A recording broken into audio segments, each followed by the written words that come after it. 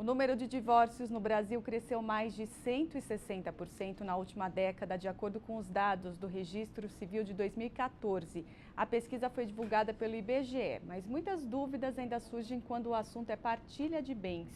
E para falar do assunto, eu recebo a Érica Nicodemos, integrante da Comissão de Direito de Família e Sucessões da OAB São Paulo. Tudo bem, Érica? É um prazer recebê-la no estúdio. Prazer foi meu.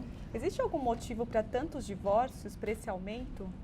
Olha, eu acredito que o motivo para esse aumento de divórcio esteja arraigado em razões históricas, em razões sociais, axiológicas, porque, por exemplo, com a inserção da mulher no mercado de trabalho, ela ficou menos dependente do homem, o divórcio pelas leis ficou mais fácil. E hoje em dia nós vivemos nesse contexto social de que tudo é muito imediato, tudo é muito fácil, tudo é muito rápido e passageiro. Então, eu acho que todo esse contexto vem levando ao aumento do divórcio. E qual que é a diferença entre separação e divórcio? Então, na verdade, existe uma discussão na justiça muito grande a respeito da existência ainda da separação judicial no nosso ordenamento jurídico. A separação judicial, ela coloca fim à sociedade conjugal. O que isso significa? A partir da separação, terminam os deveres conjugais. Então, existe a partilha, existe a definição de qual é o cônjuge que vai ficar com os filhos e todos esses elementos. Agora, com o divórcio, existe efetivamente o fim do casamento. Então, só com o divórcio que a pessoa pode, por exemplo, se casar novamente. E aí, por que é tão importante essa questão da partilha dos bens, Érica? Olha, a questão da partilha dos bens é algo que tem que ser, eu acredito que tem que ser muito bem planejado anteriormente ao casamento, porque isso dá margem a disputas muito tristes e muito demoradas no Poder Judiciário. As discussões acabam se arrastando por anos e acabam prejudicando principalmente os menores envolvidos quando existem.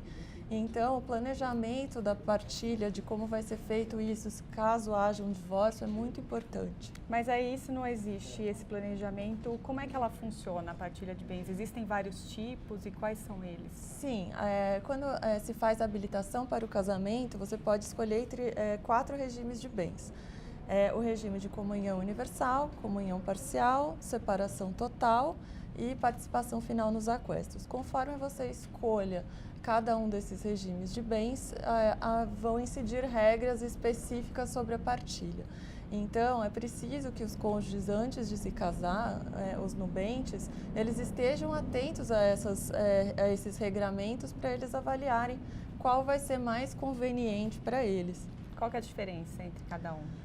Olha, existem várias diferenças, mas, por exemplo, a comunhão parcial de bens, nós chamamos de regime legal, porque é o único que basta ir até o registro civil e dizer que você quer adotar esse regime. Para qualquer outro dos regimes, você precisa lavrar um pacto antinupcial.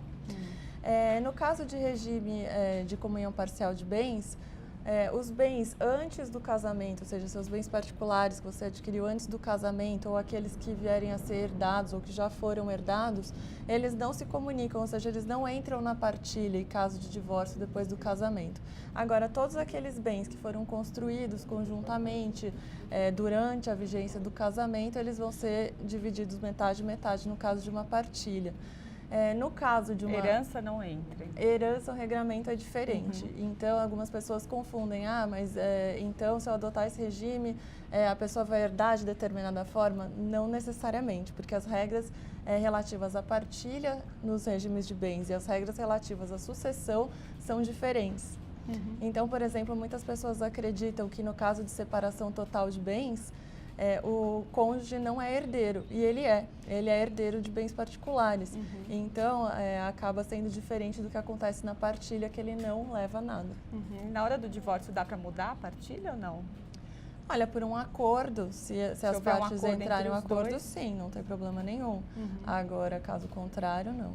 E se um deles morrer, com quem que fica?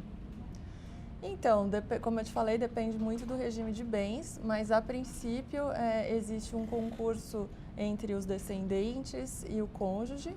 Porque aí os filhos têm direito também. Tem, mas na verdade o que acontece? No regime mais comum, que é o de comunhão parcial de bens, O cônjuge, em relação aos bens constituídos depois do casamento, fica metade, metade, mas não é uma herança, é meação que a gente chama, porque é a parte dele do que ele ajudou a construir, então ele vai receber essa metade, E os filhos vão herdar em relação a essa outra metade. Agora, em relação aos bens particulares, o cônjuge também vai ser herdeiro juntamente com os descendentes ou ascendentes, se não houver descendentes. E é importante fazer um testamento? Eu acredito que seja muito importante, principalmente hoje em dia que as pessoas casam, se divorciam, têm filhos no primeiro casamento, no segundo, para evitar brigas depois. É uma coisa simples bem importante. de fazer. É uma coisa simples de fazer. Normalmente é feito no tabelionato de notas, então contrata um advogado para te orientar. E evita uma briga futura. Evita muitas brigas, muitas. Érica, obrigada pela entrevista. Boa tarde. Obrigada a você.